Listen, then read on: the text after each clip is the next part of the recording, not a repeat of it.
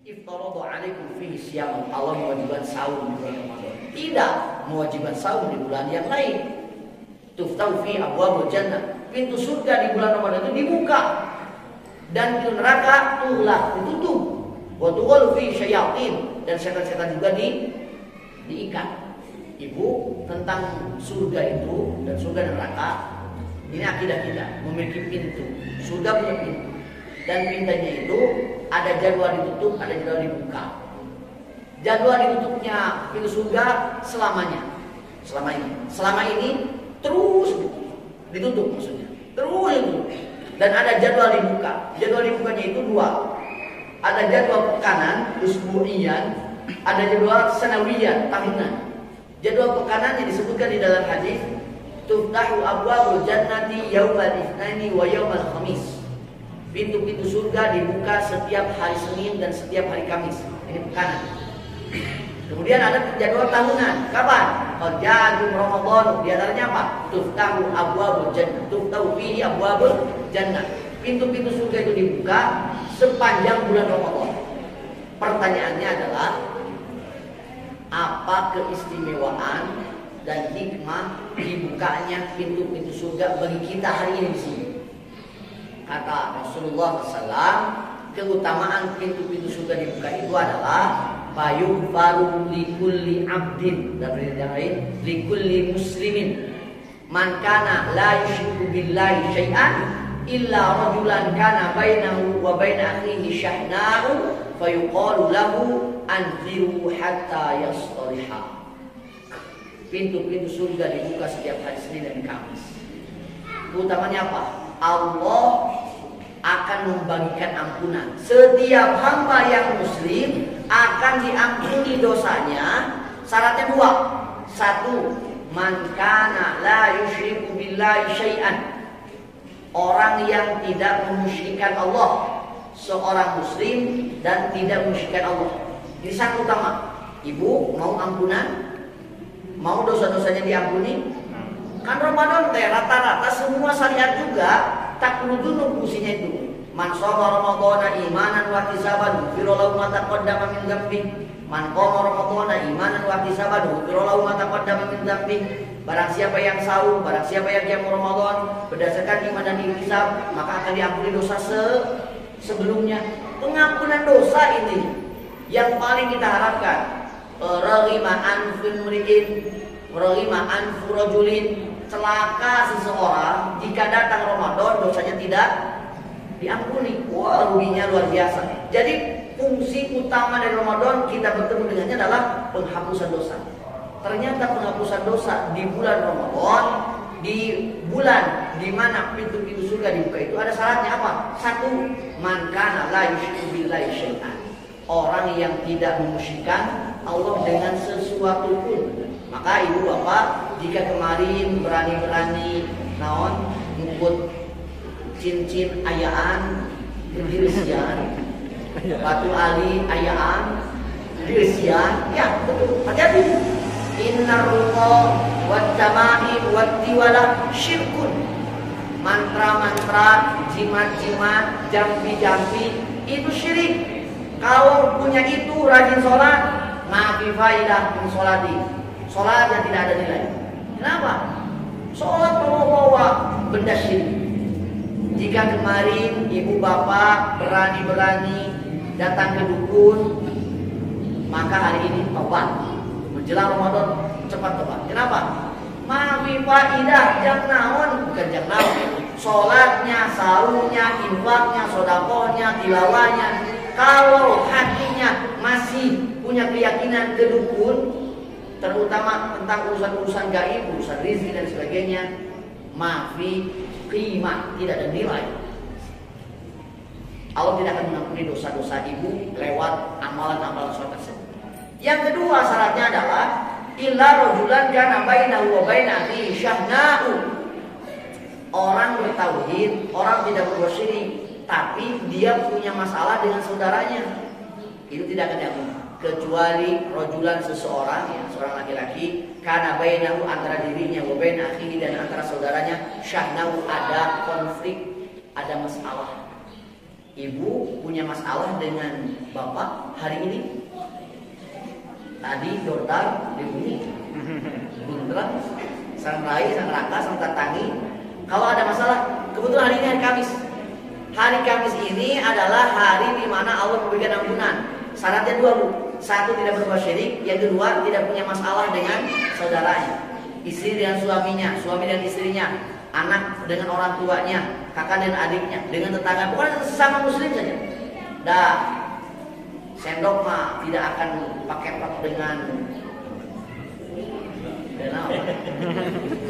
apa? Dengan ember gitu. Paling sendok dengan garpu, dengan piring, dengan mangkok. Artinya tidak dengan yang lain lah. Maka sebelum datangnya Ramadan, hari ini, hari Kamis, dibukanya pintu surga, pastikan kalau ada masalah cepat minta, cepat dibereskan dulu. Karena payuqalu lahu, dikatakan kepada orang ini, andiru hatta yasliha, tangguhkan, jangan diberikan ampunan sehingga keduanya damai, islah. Gitu. Jadi kalau mau dapat ampunan dari Allah, maka islah. Jangan pas lebaran. Jangan nunggu lebaran. Ada tradisi kan, minal aidin wal faizin, mohon maaf lahir dan batin. Kalau dari Rasulullah kan tidak ada itu teh.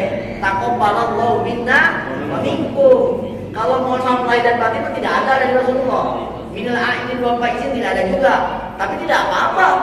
Mohon maaf lahir dan batin, saling memaafkan di bulan di Idul Fitri, tidak apa-apa. Tapi yang lebih afdal itu sebelum Ramadan. Kenapa? Supaya Ramadannya berfungsi untuk menghapus dosa dan mendapatkan ampunan dari Allah. Kenapa? Karena ampunan itu akan diberikan oleh Allah, syaratnya dua, tidak berbuat syirik dan kemudian tidak ada konflik dengan sesama. Gitu. Makanya di Sunda ada budaya kuramasan, gitu ya. Ada kuramasan, nah ini disini kuramasan, gitu ya. Tarhib Ramadan, ya kalau saling maafkan mah dari kapanpun juga harus, apalagi kalau menyebut bulan Ramadan, begitu ya. Jadi itu keistimewaan Ramadan. Sekarang kalau sudah tahu keistimewaan Ramadan dalam pandangan syariat sesuai dengan yang dikabarkan oleh Allah dan Rasulnya, maka apa yang harus kita persiapkan supaya Ramadan kita sukses? Oh, banyak persiapannya. Tapi saya coba menyederhanakan lah ya, karena waktunya juga terbatas. Yang paling penting itu, Bu, Bapak sekalian, apa? Target ketemu Ramadan itu mau apa? Targetnya apa? Baju lebaran? THR? Ber? Atau apa? Nah, ini harus jelas. Karena beda target anak kecil dengan orang yang sudah balik, harus beda. Orang yang balik yang sudah takut seperti kita, targetnya harus jelas sesuai dengan target yang dituntut oleh syariat. Saum itu kan salah satu syariat paling penting di Ramadan. Saum itu al-imsak an-syai'. Secara bahasa itu menahan dari sesuatu.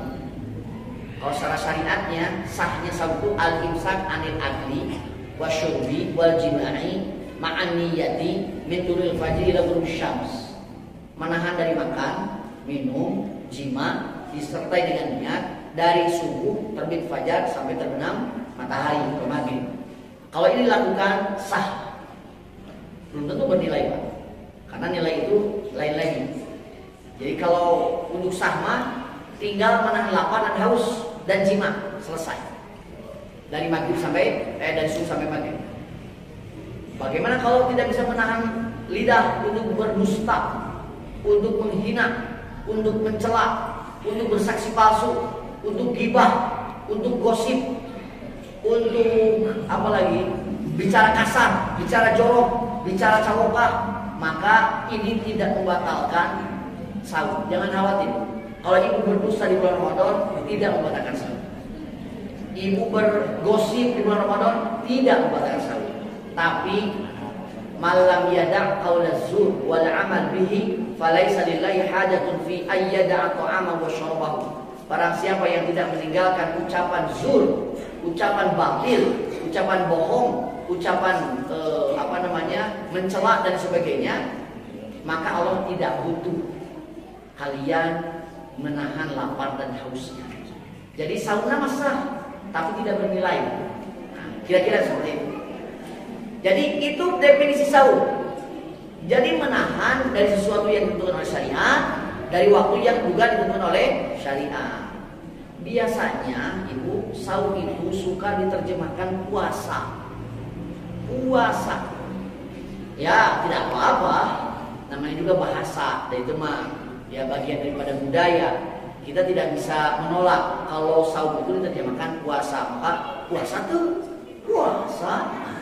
Padahal puasa dan saum itu nilainya beda. Karena puasa itu tidak hanya dilakukan oleh seorang muslim, dan bukan hanya menahan dari makan, minum, jima dari subuh sampai maghrib. Agama yang lain pun punya aturan tentang itu. Yahudi mah bukan ada isya. Yahudi puasa tidak ada syariat saum. Cuman bukannya itu ketika bintang-bintang sudah muncul. Nah, itu diikuti oleh Syiah. Kalau Syiah mah bukannya pas isya, pas bintang-bintang muncul itu baru buka. Bukan maghrib. Udah beda. Jadi antara ajaran saum di kita dan ajaran puasa di mereka beda. Bahkan cenah katanya puasa mah binatang pun ada yang puasa. Bukan saum kan? Saum secara bahasa iya mungkin ya, tapi puasa lebih cocok. Biasa suka dijelaskan misalkan ular, hilir, ayam dan sebagainya. Itu sudah sangat populer sekali, ya. Tapi bukan saum. Tapi puasa itu bisa menghasilkan perubahan. Maka target yang pertama yang harus dijadikan target ibu ketemu dengan nomor apa? Perubahan diri. Karena dengan saum itu siapapun yang melakukan saum dalam konteks puasa, dalam konteks bahasa ataupun puasa itu bisa melakukan perubahan diri. Orang semedi ibu puasa, duduk lemas, diuk leles, tapak. Kenapa? Ingin punya ilmu, bisa kuat di kadek. Berhasil tuh. Berhasil. Jadi ada perubahan memang. Cuman masalahnya syar'i tidak gitu. Ular puasa, tidak makan, tidak minum majelah pongwe. Ibu puasa, hanya berbaring saja begitu. Dalam waktu beberapa hari, ular bisa berubah kulitnya. Dari tadinya jelek menjadi kembali bagus. Tina kororok jadi heran. Ada perubahan. Apalagi ular yang hilir. Dari tadinya ular puasa, dia berselimut saja dalam bentuk kepompong, beres keluar dari kubur. Perubahan. Jadi dengan puasa ada perubahan. Tapi kalau seandainya mau menganalogikan ke ular dan ular, misalkan setidaknya kita puasa sehingga ular lah. Setidaknya jangan seperti ular sehingga orang. Kenapa? Ular itu sebelum puasa namanya ular, beres puasa ular. Sebelum puasa wajahnya seperti itu, beres puasa wajahnya tidak lembut, wajahnya gitu-gitu kan. Sebelum puasa makanannya tikus, bancet, kodok misalnya. Beres puasa itu juga tidak berubah. Sebelum puasa ular itu bergeraknya ngaleor. Beres puasa ngaleor dewa. Sebelum puasa ular itu sifat dan tabiatnya menakutkan. Kalau ibu-ibu jujur ayah ngaleor di depan ada ular, wah langsung rowo, takut. Kenapa? Memang menakutkan. Mau korodok, mau heran tetap saja menakutkan. Beres puasa menakutkan juga. Tidak ada perubahan. Beda dengan ular. Kalau ular itu ketika dia puasa, tadinya ular, pas puasa jadi kupu-kupu. Tuh beda namanya. Tadinya ular, makanannya apa? Daun. Beres puasa jadi kupu-kupu apa? Madu, saripati bunga, lebih bagus. Tadinya wajahnya menyeramkan. Lalu meninggal gilete, muridin. Tetapi beres puasa, melihat kupu-kupu indah dan menyenangkan. Tadinya ular bergerak, dia hanya merayap saja. Beres puasa jadi kupu-kupu terbang, kayak ngapung itu. Dahsyat, perubahannya sangat dahsyat. Tabiat dan sifat ular menakutkan dan merugikan. Kenapa? Jadi hama, daun segar dimakan. Orang petani menyebutnya teh hama hireun. Begitu. Tapi ketika dia puasa, dia jadi kupu-kupu. Apa? Kupu-kupu itu sifat dan tabiatnya menghidupkan, membantu penyerbukan bunga. Wih, luar biasa, manfaat sekali. Nah, kalau kita hari ini merasa tidak bagus, wajah kita, maksudnya pribadi kita tidak baik, banyak maksiat, kurang taat dan sebagainya, maka dari Ramadan targetkan perubahan diri, setidaknya seperti ular. Apa? Berubah. Ya, berubah. Tadinya tidak berkerudung misalnya. Tadinya suka jarang sholat, jadi rajin sholat dan lain sebagainya. Ini kalau kita melihat bahwa kita hari ini tidak baik. Jadi makanya lakukan dulu asesmen ya, penilaian awal dulu. Hari kita teh orang baik, orang buruk gitu. Hari sholat kita sudah baik, sudah baik ataupun belum baik, sudah maksimal atau masih minimal, sholatnya sesuai sunnah atau belum. Silakan cek dulu hari ini, mumpung masih ada waktu 2 hari lagi. Kalau kita buruk, maka targetnya adalah perubahan. Tapi kalau seandainya hari ini kita melihat sholat, alhamdulillah yang wajib tidak ketinggalan, yang sudah dilakukan tilawah Al-Quran tiap hari, alhamdulillah. Infak juga jalan, alhamdulillah salih-salih. Maka ketika bertemu dengan Ramadan, usahakan apa? Targetnya bukan perubahan diri, tapi istiqomah. Dan istiqomah itu bisa di-up kualitasnya. Kalau hari kehilangan takbiratul ihram, misalnya. Kenapa? Karena kata Rasulullah 40 hari tidak kehilangan takbiratul ihram, bari'at minhun nifaq, akan terlepas dari orang ini sifat kemunafikan. Jadi kalau ibu bapak, terutama bapak-bapak ya, bapak-bapak pemuda laki-laki, kalau mau jauh dari sifat kemunafikan, maka kata Rasulullah pastikan 40 hari sholat berjamaah tidak ketinggalan takbiratul ihram, bari'at minhun. Dan 30 hari diantaranya ada di bulan Ramadan. Makanya Ramadan biasa maksakan usaha. Jadi ada istiqomah. Kenapa harus istiqomah? Saya kutip. Kemudian saya sudah sampaikan di waktu Jumatan. Ada surat apa? Fussilat ayat 30. Allah Subhanahu wa taala katakan, "A'udzubillahi minasyaitonir rajim. Innal ladzina qalu Rabbuna Allahu tsumma istaqamu tatanazzalu 'alaihimul malaikatu alla takhafu wa la tahzanu wa abshiru bil jannati allati kuntum tu'adun." Sesungguhnya orang-orang yang mengatakan Rabb kami adalah Allah, Tuhan kami adalah Allah, kemudian mereka istiqomah. Istiqomah itu apa? Konsisten. Tadinya rajin ibadah, tetap rajin ibadah, bahkan lebih baik daripada sebelumnya. Tadinya beriman, terus bertauhid dan beriman dan menjaga kualitas keimanannya. Kalau orang sudah mengikrarkan diri Rabbuna Allah, Rabb kami adalah Allah, bertauhid, tsumma istaqamu, kemudian istiqomah dalam ketauhidannya, tatanazzalu alaihim malaikat. Malaikat akan turun kepadanya seraya mengatakan apa? Alla takhafu wa la tahzanu wa abshiru bil jannati allati kuntum tu'adun. Kalian jangan takut, kalian jangan sedih, berbahagialah kalian dengan surga yang dijanjikan. Kata Imam Mujahid, ibu bapak sekalian, ini adalah ayat tentang seorang mukmin yang mau wafat, yang mau mati. Mati itu apa? Mati itu untuk fisik, untuk ruh.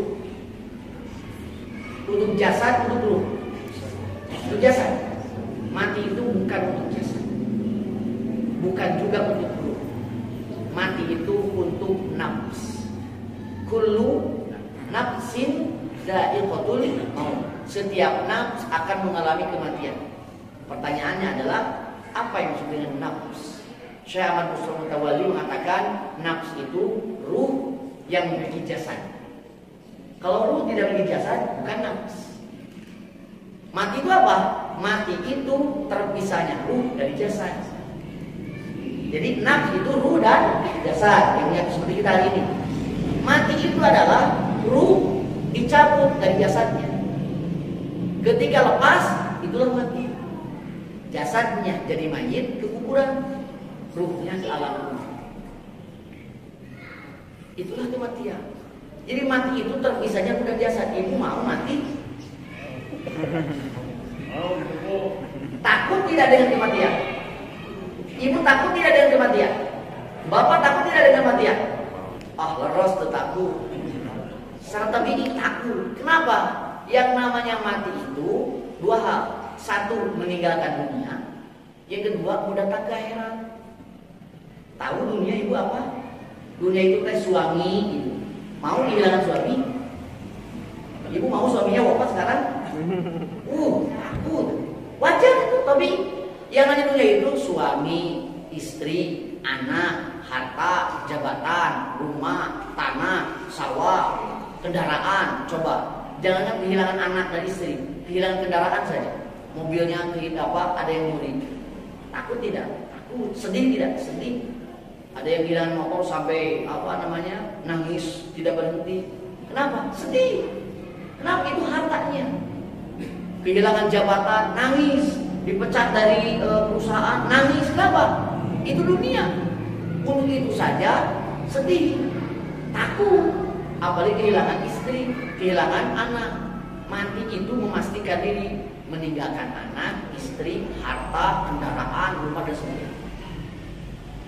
Maka oleh malaikat Allah gak usah takut, gak usah sedih. Istri, anak-anakmu sudah Allah jamin. Rizkinya bukan kamu yang mengatur, Allah yang mengatur. Tidak usah takut, tenang saja. Hartamu itu sudah jadi amanat yang sudah engkau laksanakan amanahnya. Itu akan jadi tirkah untuk anak-anak. Ditenangkan oleh malaikat. Malaikat apa? Malaikat rahmat. Yang kedua, yang namanya mati itu adalah akan mendatangi akhirat. Tahu akhirat? Akhirat itu beres mati langsung ke akhirat. Al-qabru awwal manazil akhirah. Alam kubur itu adalah pos pertama akhirat. Jika ketika kita ke alam kubur itu sudah ke akhirat. Dari alam kubur ke alam mahsyar. Di alam mahsyar ada proses hisab, mizan. Kemana lagi? Ke tempat kaum mukmin, ke tempat namanya haud. Dari sana ke tempat yang lain apa? As-sirat, jembatan as-sirat, jasna alamat di jahannam. Dari as-sirat ke al-qantoroh, jembatan kedua setelah as-sirat. Dari al-qantoroh baru ke surga. Panjang. Orang kafir mah nanti dari alam kubur ke alam mahsyar. Dari alam mahsyar dihisab, di mizan, kemudian ke as-sirat dan jatuh ke neraka jahannam. Panjang. Masuk pertama kali ke akhirat, ke alam kubur itu apa? Dipastikan satu hal. Ya tabiul mayyita talatatun. Yang ikut mayit tiga, ahluha wa maluha wa amaluha, keluarga, harta dan amal. Yarji'u isnani, yang dua kembali lagi, keluarga dan harta tidak akan ikut. Wa yabqa wahid, yang akan ikut amalnya saja. Artinya ke alam kubur itu sendirian. Ibu kalau ke alam kubur sendirian takut tidak? Alhamdulillah. Alhamdulillah ayah namanya lirawat. Wah, ini lirat deh. Manusia makhluk sosial, maunya banyakan, rame-rame. Ke alam kubur sendirian. Satu itu. Yang kedua, bukan sendirian. Kata Rasulullah SAW, inna hadhil qubur mamlu'atun zulmatun ala ahliha. Kuburan itu dipenuhi dengan kegelapan bagi penghuni. Makanya doa kita kepada yang mati apa? Wa nawwir lahu fi, ya Allah, terangilah kuburannya. Kenapa? Karena pertama kali masuk poek gelap, sendiri gelap. Takut tidak? Ini secara tabi'i, secara manusiawi, kalau sendirian gelap, takut. Di masjid atau tempat ibadah, jebret aliran, sendiri meringkang. Oh iya betul, takut. Belum hanya itu, kata Rasulullah dari Siti Aisyah radhiyallahu anha, apa? Lil qabri dawtatun, fa in naja ahadun minha la naja sa'duhu. Alam kubur itu memiliki himpitan. Kalau ada satu orang saja yang selamat dari himpitan kubur, pasti Sa'ad bin Mu'adz akan selamat, kata Rasulullah. Sesoleh-solehnya Sa'ad bin Mu'adz tetap mengalami himpitan kubur. Apalagi orang biasa seperti kita. Sempit, terhimpit berat, kan dempet, kerin, lega. Kerin. Makanya doa kita kepada yang mati apa? Wabsah lahu fi qabri, ya Allah, luaskanlah kuburannya. Kenapa? Alam kubur itu pertama kali gelap, sempit, bayangkan. Belum lagi apa? Idza qubirul 'abdu awil insan. Hadis At-Tirmidzi. Apabila seorang hamba, seorang manusia dikuburkan, apa? Atahu malakani aswadani azraqani. Akan datang kepadanya dua malaikat yang hitam kebiru-biruan. Yuqalu lahu yuqalu li ahadihima al-munkar wal akhar an-nakir. Yang satu disebut munkar, yang lain disebut nakir. Malaikat munkar nakir. Ibu takut tidak bertemu dengan malaikat munkar nakir? Kenapa harus takut? Munkar nakir ini makhluk gaib. Jangankan munkar nakir yang disifatkan hitam kebiru-biruan. Nabi Muhammad pertama kali bertemu dengan malaikat Jibril di Gua Hira ketika menerima Al-Alaq 1-5, Nabi Muhammad ketakutan. Beres menerima tuh lompat berlari dari Gua Hira ke rumah Siti Khadijah. Tidak bisa bayangkan, capek, panas karena di Arab ya, malam pun kan ngahel di Arab. Apa? Capek, berkeringat pastinya, tapi mintanya apa? Zammiluni, selimuti aku, kan tidak logis. Panas, berkeringat, tapi minta diselimuti, kan tidak logis. Saking takutnya. Ketika ditenangkan oleh Siti Khadijah, kemudian setelah tenang ditanya oleh Siti Khadijah, ada apa? Bahasa Rasulullah yang dikutip oleh Ramadan di dalam hadis disebutkan. Hadis ini dikutip oleh Ramadan Al-Buti dan Fiqh Sirah diantaranya apa? Aku takut diganggu jin. Nabi Muhammad mengira jin itu jin. Orang sudah bilang mah, Nabi Muhammad mengira itu juri gitu. Dikira itu jin. Tetapi ketika dikisahkan dibawa ke Pak Waraqah bin Naufal ahli Injil pamannya Siti Khadijah, ketika didengar Waraqah bin Naufal mengatakan, oh itu bukan jin, itu utusan Allah. Kamu adalah manusia yang dipilih menjadi utusan Allah. Seandainya aku masih hidup, ketika kamu nanti mengusirmu, aku akan membela. Kata Nabi Muhammad, ya, apakah saya akan diusir? Tidak ada nabi yang dipilih oleh Allah kecuali akan diusir oleh kamu. Baru 6 bulan setelah itu, Jibril datang lagi menyampaikan Al-Mudaththir ayat 1-7. Nabi Muhammad sudah tidak takut lagi. Tapi pertama kali ketemu, takut. Makanya ibu, apa? Dipastikan orang akan takut bertemu dengan munkar nakir kalau dia tidak punya iman. Takut atuh sendiri, poe, herin, sempit, yang datang dua malaikat munkar nakir, disebut juga munkar nakir. Bukan ada hubungan dengan kemunkaran, bukan. Munkar itu artinya yang tidak pernah bertemu sebelumnya. Kalau gaib ini teh pasti takut. Tetapi seorang mukmin yang mau wafat itu ditenangkan oleh malaikat. Allah takhafu wa la tahzanu wa abshiru bil jannati allati kuntum tu'adun. Ini namanya husnul khotimah. Mau hidup mati dalam kondisi husnul khotimah? Akhir yang baik, good ending. Mau kuncinya satu, istiqomah. Dan target kita bertemu Ramadan besok itu adalah memastikan kalau hari ini ibu bapak sudah rajin ibadah, sudah tidak ketinggalan sholat wajib, bahkan sholat sunatnya pun pastikan istiqomah dalam sholat. Kalau biasa sudah suka saum, istiqomah dalam saum. Biasa suka infak, istiqomah dalam infak. Dan lebih baik dari itu. Karena istiqomah adalah kata kunci untuk meraih husnul khotimah. Banyak kasus di zaman Nabi pun pernah iman kemudian murtad. Zaman Nabi sejaman, zaman Abu Bakar sejaman, bahkan dikenal sebagai alim ulama bahkan, namanya Ar-Rajul Fuah.